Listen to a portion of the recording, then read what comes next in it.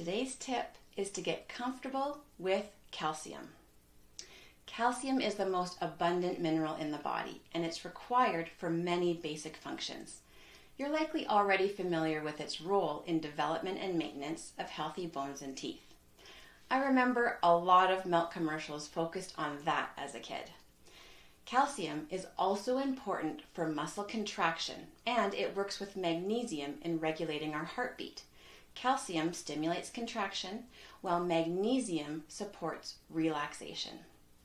It plays a role in the nervous system for nerve transmission and influences cell membranes, cell division, and the release of neurotransmitters carrying messages from the brain to other parts of our body.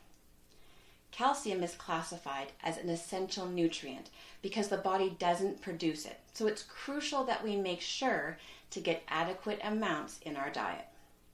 In addition, vitamin D is required in order to absorb the calcium from our foods. So if we're low on vitamin D, we won't get the full benefit from calcium-rich foods. Since our body does not produce calcium, it gets the calcium it needs in two ways.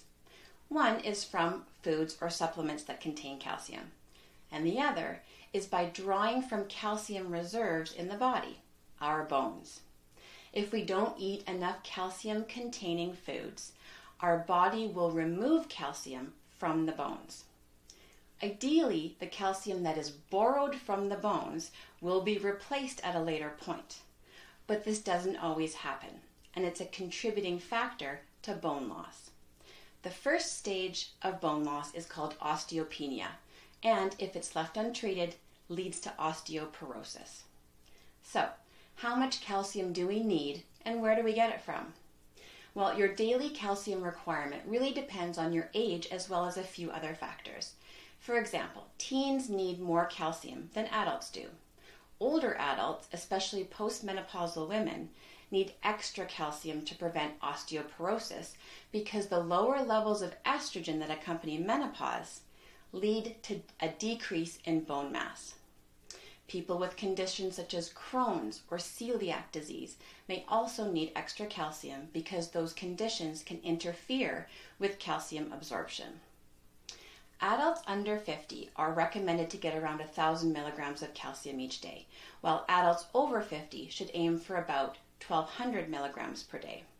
The International Osteoporosis Foundation actually has an online calculator that can help give you an idea of if your diet is providing you with the right amount of calcium you need. I'll put that link in the show notes. If you think you're not getting enough, talk to your healthcare provider about ways to increase your calcium intake. Supplementation can be a convenient option. However, you do want to be careful because when it comes to calcium, more doesn't always mean better. Higher than normal levels of calcium in the body is known as hypercalcemia. Mild cases probably won't result in any symptoms, but more severe cases can cause constipation, vomiting, weakened bones, kidney stones, and interference with heart and brain function. Hypercalcemia can be caused by taking too many calcium and vitamin D supplements, as well as certain diseases, medications, or dehydration. So, as I mentioned, talk to your doctor before taking any supplements and if you're concerned about any nutrient deficiencies. As with all nutrients the body needs, it's best to first focus on filling your requirements from your diet.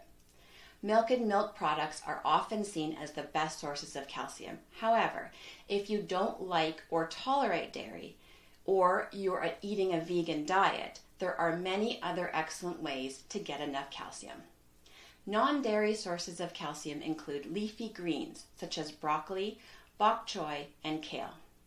It's interesting to note, however, that some varieties of leafy greens, such as spinach, are high in oxalates.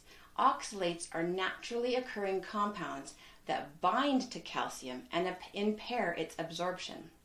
So, although spinach is rich in calcium, it's not absorbed as well as other calcium-rich greens that are low in oxalates, such as kale and collard greens.